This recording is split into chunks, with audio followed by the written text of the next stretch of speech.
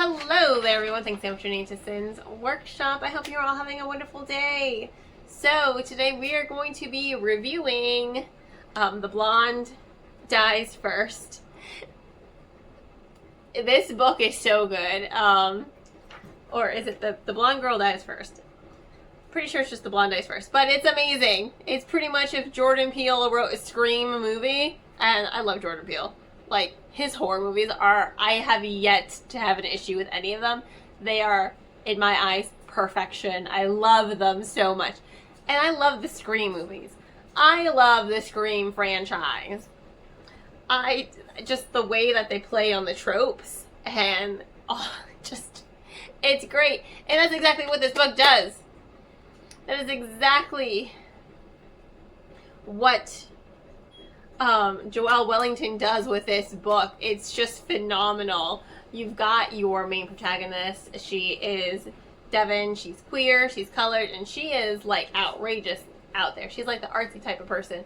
She loves to bleach her hair. She loves to bleach her bangs. In fact, the book starts with her, not bangs. The book starts with her bleaching her eyebrows.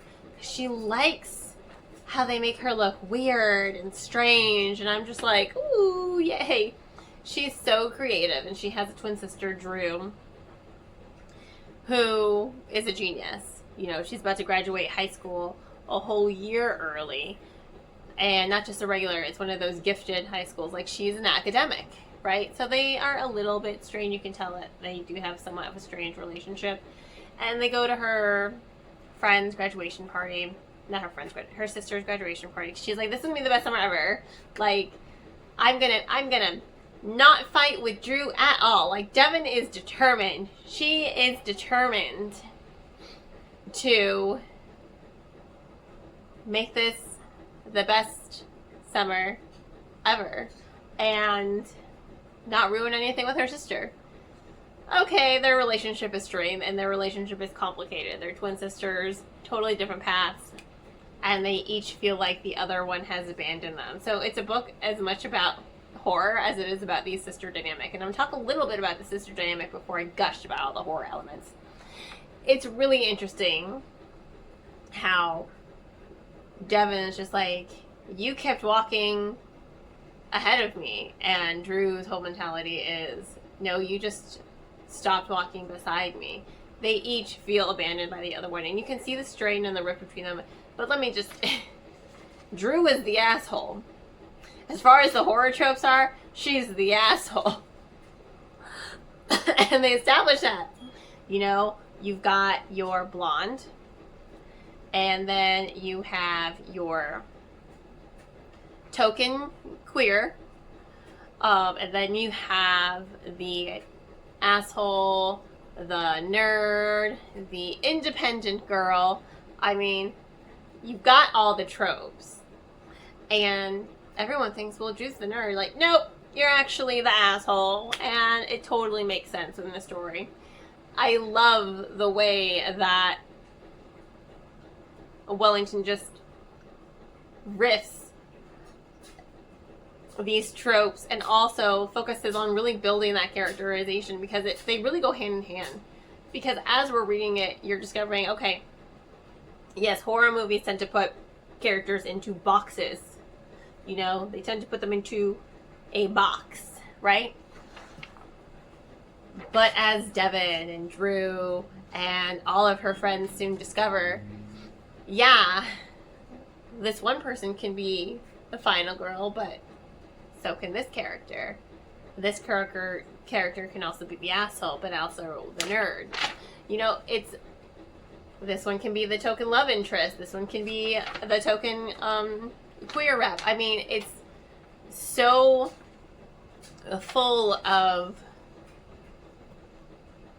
flips, basically. You know, I mean, you're flipping the switch. She's flipping the narrative a lot and analyzing, just like, don't let society put you into boxes. Yes, you're the blonde, but you're more than just the blonde. You're the nerd, but you're more than just the nerd. You're the final girl, but you're more than just the final girl. It's like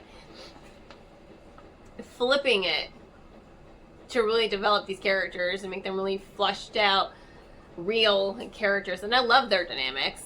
And I love this friend group. They're all a bunch of misfits, but they're so loyal to each other. But they're not without their, you know, complications. They're like a little found family, this group, and I love that about them. And I loved laughing when I was reading it and being like, yes, I was just the slasher fan in me loved this book so much. The Scream fan, the one who loves to watch horror movies and then just analyze. You know, I'm that person. I'm just like, nope, you're not supposed to split up. I'm the one who's just like, oh, you did drugs, you're gonna die now. I mean,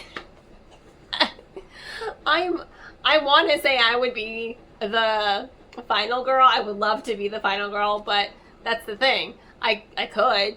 I know the rules. I could be the final girl, or I could be the independent girl, or I could be the nerd, because I'm a bit of a nerd, and I could be the asshole. I mean, there's just so much about this novel that I took from it, just like the narrative, the characterization. It was just so engaging, and it really made me think, like, yeah, we tend to put people in the boxes. Let's just get rid of the box. But that's how horror movies work. You know, you have to put someone in that box in order for them to fit the trope, so that they fit into the formula for why horror movies work.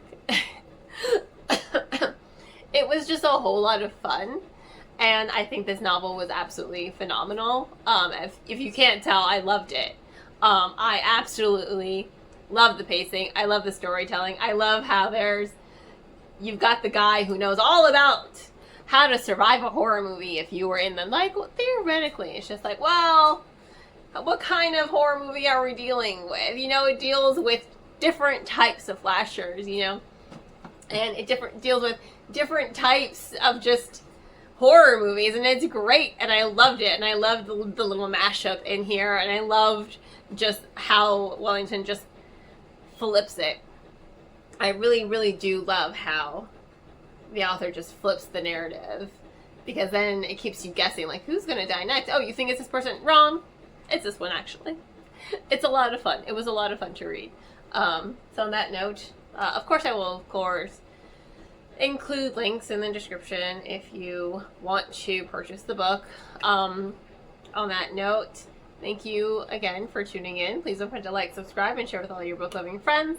I hope you have a wonderful rest of your day, and as always, happy reading.